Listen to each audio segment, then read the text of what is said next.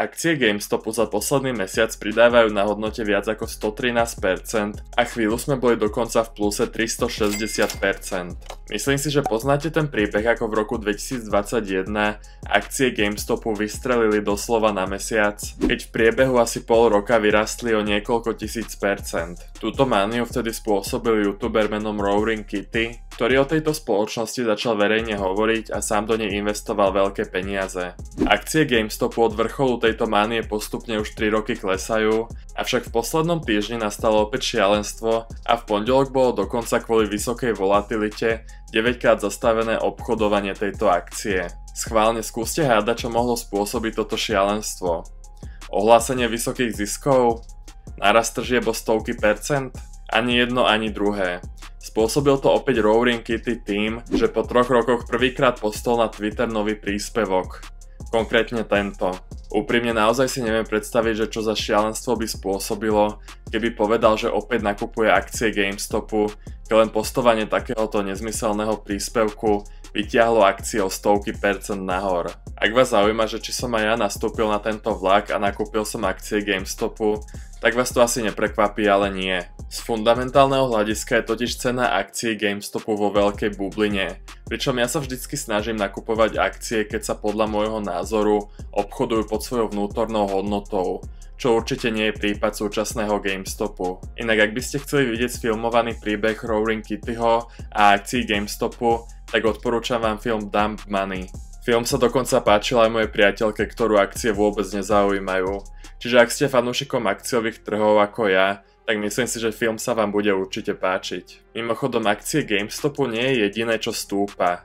Index S&P 500 sa dostal opäť na nové maxima, po tom čo boli zverejnené dáta inflácie za minulý mesiac, ktoré boli o trochu lepšie ako sa očakávalo. Konkrétne boli lepšie čísla na medzimesačnom porovnaní, pretože medzimesačne sa očakával rast 0,4%, pričom reportovaný rast cien bol len 0,3%.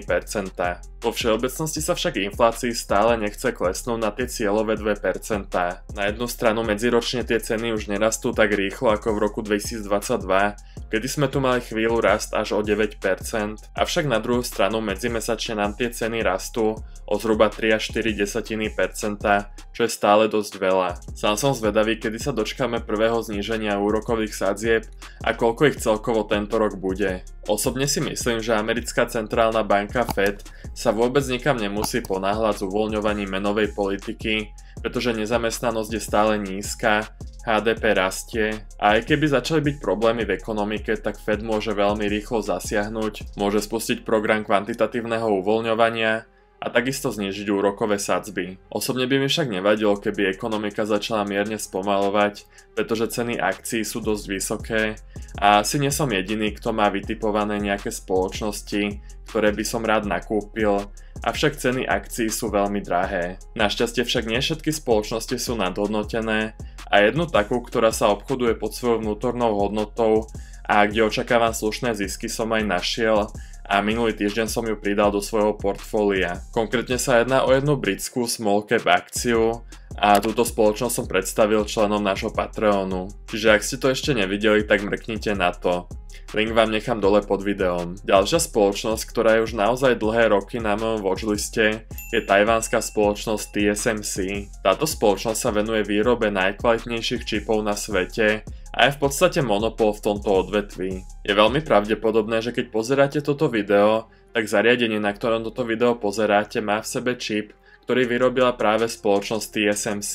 TSMC totiž vyrába čipy pre také spoločnosti ako Apple, AMD, Nvidia či Intel. Tržby TSMC za apríl rástli medziročne o 60%, čo signalizuje naozaj obrovský dopyt po čipoch kvôli umelej inteligencii. Musím sa priznať, že túto spoločnosť mám naozaj už roky v hľadáčiku, bohužiaľ som však v roku 2022 zaváhal, keď ceny akcií padali a boli na naozaj smiešnych úrovniach. Firma sa však stále neobchoduje za nejakú prestrelenú valuáciu, pretože price to earnings je momentálne na úrovni 25, čo je na takúto monopolnú spoločnosť, ktorá stále na tržbách pekne rastie, celkom fajn cena. Táto cena je však nižšia, pretože je tu stále geopolitické riziko, Pretože ako som povedal, jedná sa o tajvanskú spoločnosť, pričom vieme, že je dlhodobo napätie medzi Čínou a Tajvanom, pretože Čína si nárokuje na Tajvan ako na svoje vlastné územie a podľa Číny by im aj malo patriť. Osobne tiež považujem toto čínsko-tajvanské napätie za jedným z rizik investovania do TSMC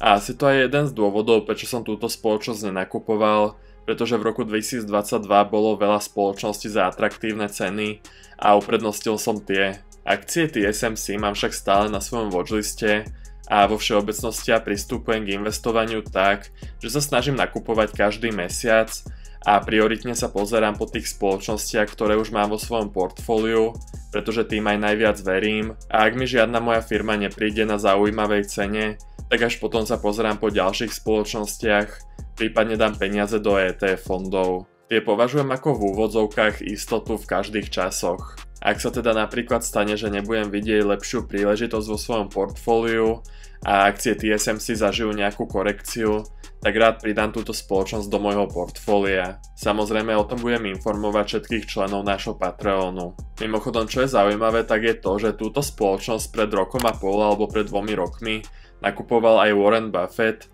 Do tejto spoločnosti investoval zhruba 4 miliardy dolárov a čo je zaujímavé, tak je to, že kvartál na to predal 90% celej investície a ďalší kvartál predal úplne celú pozíciu. Tu vidíte teda príklad toho, že aj samotnému kráľovi dlhodobého investovania sa občas stane, že veľmi rýchlo zmení názor na nejakú investíciu a predajú. Tento týždeň inak veľkí investori ako napríklad Warren Buffett zverejňovali zmeny v portfóliách za posledný kvartál a konkrétne v Buffettovom prípade ma zaujal odpredaj akcií spoločnosti Apple. Warren Buffett predal 115 miliónov akcií, čo je asi 13% celkového podielu v tejto spoločnosti. Warren Buffett tento krok na stretnutí s akcionármi komentoval tak, že má obrovské zisky z investície z Apple a myslí si, že sa bude zvyšovať daň z príjmov z cenných papierov kvôli vysokému deficitu a chce teda realizovať časť ziskov ešte predtým, ako sa dane zvýšia. Osobne si myslím, že neoficiálne dôvody boli iné, pretože keď sa pozrieme na ocenenie spoločnosti Apple, tak ten sa predáva za 28 násobok svojich ziskov, čo je podľa mňa na firmu, ktorej stagnujú tržby, pomerne optimistické ocenenie. Inými slovami si podľa mňa Warren Buffett už nemyslí, že dosiahne z týchto cien akcií nejaké ďalšie nadpriemerné zhodnotenie a teda keď má možnosť dať peniaze do amerických vládnych krátkodobých dlhopisov, ktoré vynášajú 5% ročne bez rizika, tak je asi jasné, ktorú možnosť si Warren Buffett vyberie. Apple však stále tvorí najväčšiu Buffettovú pozíciu, má tam 40% portfólia, čo je skoro štvornásobok druhej najväčšej pozície, ktorá patrí Bank of America a teda stále si pravdepodobne myslí, že sa jedná o skvelú spoločnosť s obrovskou konkurenčnou výhodou. Cena akcií je však neprimerane vysoká. Warren Buffett však nakupoval aj úplne novú spoločnosť, ktorú v portfóliu ešte nemal a dal do nej takmer 7 miliárd a jedná sa o spoločnosť Chubb Limited, ktorá je najväčšou verejne obchodovateľnou majetkovou a úrazovou poisťovňou na svete. Keď sa pozrieme na graf akcií tejto spoločnosti, tak vidíme, že akciám sa veľmi darí a teda keď vidíte, že firma funguje naozaj tak ako má, tak ani nakupovanie na maximách nemusí byť zlá voľba. No a s touto informáciou ukončím toto dnešné video. Ďakujem, že ste video dopozerali až do konca a vidíme sa na budúce pri ďalších investičných videách. Majte sa pekne, dovidenia.